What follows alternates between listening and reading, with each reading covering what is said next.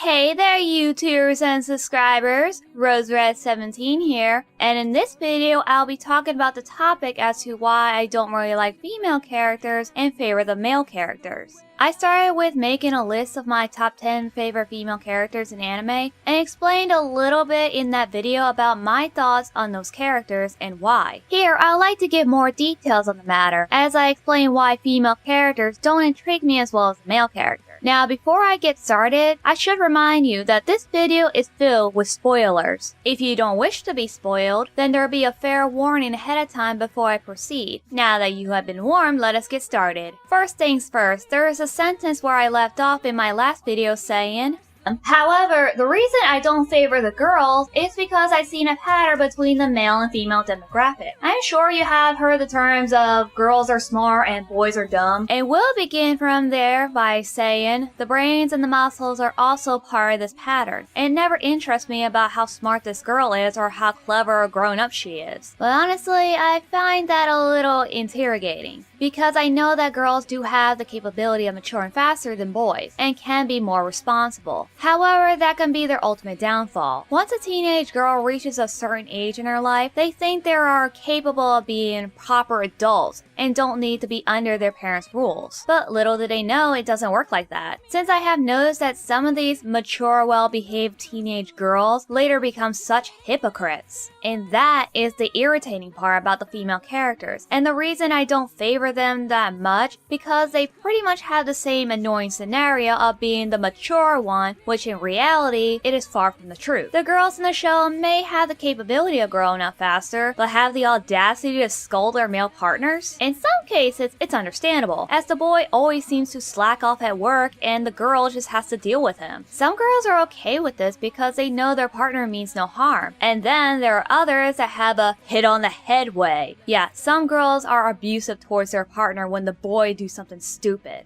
Take Ladybug and Cat Noir for example. They seem like a healthy duo at first glance and overlook the threats as a child, but as an adult you start to see it more clearly. Ladybug is abusive towards Cat Noir when he has done nothing wrong. Sure, he jokes around and tries to flirt with her and cause Ladybug to scold him for it, but I wish that's all she has done. She does not need to bonk him on the head with a metal stick or a yo-yo, or drop him on the ground when he goes for a kiss, or send him flying into a wall. She even threw him into a trash bin just because she was fed up with him. That, in my opinion, is a sign of abuse. Yes, she does have the right to be angry with him, but she doesn't have the right to throw punches at him. The same goes with Tokune and Yoshimori and Kakaishi. Their relationship isn't as toxic as Ladybug and Cat Noir's, but this girl does an equal amount of damage to not only Yoshimori, but to others as well. There was an episode where she beats the crap out of an innocent man who is possessed by a demon, and after a few episodes ago, she scolded her partner for not harming a citizen. But what does she do here? She does the exact same thing after telling her partner what not to do. That is what you call hypocrism. And yes, there are some guys that are hypocrites too, but that's not the focus of this video. Tokune could be the most responsible person in the group and takes her job more seriously than anyone else. But she is also the most unreliable one, and that there is an example in the manga. Now this is where the spoilers come in.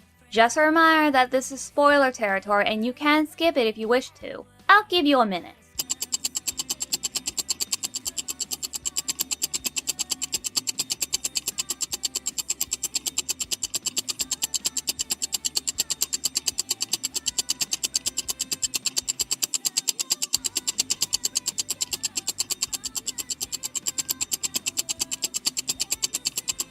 You have been warned. In Volume 22, Chapter 214, True Nature, Tokune is escaping from a prison after committing a crime which was killing a god. She runs into Yoshimori and he started to scold her for being unreliable to others. In the next chapter, she asks one of her classmates if she is unreliable, and the results give the realization to Yoshimori's valid words. Tokune realized that she doesn't rely on anyone but herself. I have always despised Tokune for the violent behavior towards Yoshimori, but after reading those pages from this manga, it got me to change my perspective about her and put her in the honorable mentions. But I do have to say that Tokune was lucky to be put on my list, since there are still women out there in the anime that behaves way worse than the two girls I have just mentioned. Now, after explaining the toxic relationship from the two pairings I have just mentioned, it got me thinking about the other characters from different series, and conclude that most anime women are abusive. There are the drama queens, the prima donnas, the spoiled brats, the annoying tsunderes, and the worst of them all are the yanderes. It is these types of behavior that leaves a bad impact on me about the female characters because they are mostly written like this. Not all of them are bad, but most of them are, especially the strong-willed women who have the capability of protecting themselves from bad people that are mostly men. But that also proves that they don't need a man's reliability, which isn't too bad if you think about it. I mean, there are some badass women out there that many of us look up to, such as Urza, Asuna,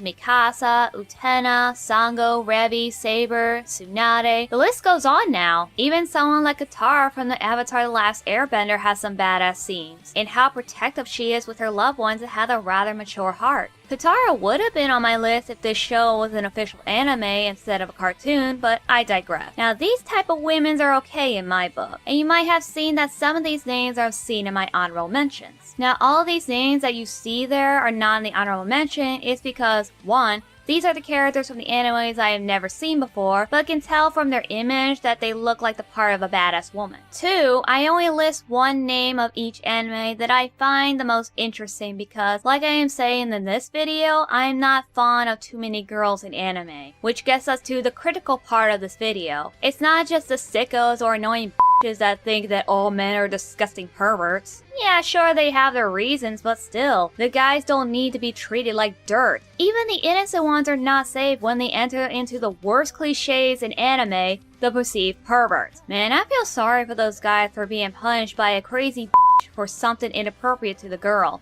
primarily by accident or peeping into the girl's bathhouse. Hell, there is high school boys that are treated like prisoners for peeping on their first day of school. I mean, I know they deserve punishment for that, but putting them in jail is overkill. I can't stand women like these. And just because you have a specific grudge against men doesn't mean you could treat them like trash. And like I said, this is only one of my reasons why I dislike most female characters. The important part of my reasoning is more genetic, personal, and logical. It's nothing terrible that makes me want to hate them, more in the lines of losing interest in them. Over the years, there have been a lot of shows with female leads, such as Winx Club, Witches, Star vs. the Forces of Evil, and there's also the Disney princesses. And since I grew up watching Disney princesses as a kid, I did seem fond of them like most girls do. But as I got older, I have noticed that the princess doesn't get much screen time as the princesses, that they're only there as the love interest for the female lead. But the more movies I've watched from Disney, the more I've noticed the personalities they have added to the male characters, such as Prince Eric, Aladdin, Prince Philip, and even the one from Cinderella 3 where in the first one he didn't even get a line. The second one he is only in the first third of the movie, and then there is number 3 where he's given a reliable personality. That is where I got more interested. Now, I'm not saying that the females are boring or not well written. No, in fact, there are 3 Disney princesses that I do favor: Belle, Cinderella, and Jasmine. All 3 girls have a decent personality in which to have a better life than what they have. Belle wants something grand,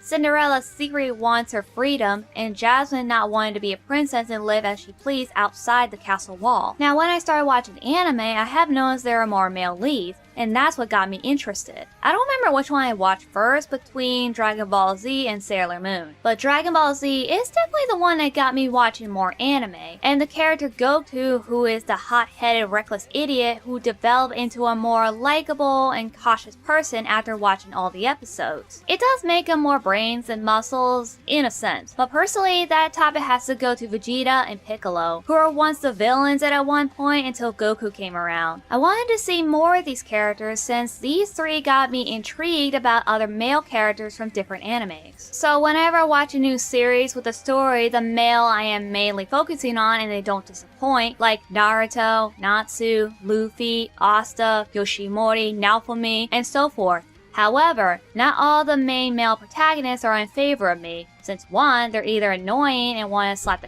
out of them, or 2, they're just not that enjoyable. That is when I focus on the female, a rare treat for me. Now you understand more about my idea about favoring males over female. And honestly, I know that women can do a man's job. Trust me, I've been there, with my dad and the construction site. It's not uncommon that girls are just as good as boys and has become acceptable in the 21st century. But back in the 1800s, however, women were not allowed to do the things that men could do. They weren't even allowed to vote. But thanks to the women's suffrage many years ago, all females were given the free vote and work with the same pay as men. And thank God for me and all the girls in this period, because if the women back then didn't fight for those rights, I would end up as some older man's housewife. Now that wouldn't work well for me. As much as I appreciate the women's suffrage for giving us the rights to work, it doesn't change my perspective on female demographic when it comes to anime. Every girl in anime I have seen are either intelligent, cautious, reliable, responsible, emotional, and sometimes in denial. But they can also be strong and intelligent, which is something that I will always accept. Now for the male characters that I favor, they're usually the hot-headed reckless fools that jump in the fight without thinking of a plan of action. I know some people are annoyed by this at first, but once the development comes in, that is when I noticed the change. They start out as reckless goofballs, but learn to be more clever and open-minded as they learn from the people around them. Like Luffy from One Piece learned a new technique to defeat his foes, and Naruto saw right through Sakura's lies when she told him that she loves him and not Sasuke. This girl that Naruto has been chasing after since the beginning of the series knows that she's in love with Sasuke, and after everything that happened, he knows that she is lying to his face. This scene shows Naruto's character development and how much he has grown up. If this had happened way earlier in the series, he would have fallen for her lies, accepted her love, but only to get his heart broken. Sakura is the worst, I can tell you that much. There are more scenes I like from my favorite character having a remarkable impact on them, seeing characters like Naruto growing up into maturity. While the girls do already have that maturity but gain the strength of girl power, which is not my interest in the matter, but I have my respect for that scenario. Well then everyone, thank you so much for watching, and if you are new here, you can subscribe to this channel and you can also hit that notification button for more updates on my newest videos. And don't forget, you can check me out on Twitter, TikTok, and Discord, and I'll see you all in the next video. RoseRed17 out.